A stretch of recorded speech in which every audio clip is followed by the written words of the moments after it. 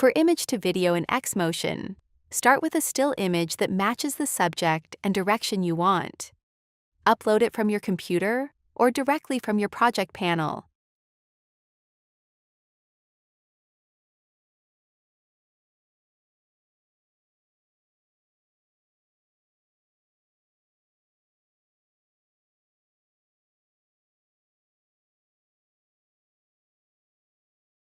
Then, write a motion prompt that brings the image to life.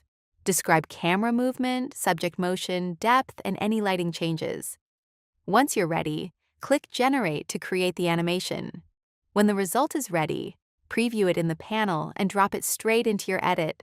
No exports, folders, or manual imports needed. Keep in mind, you need to have a composition selected in order to import the generation into your timeline.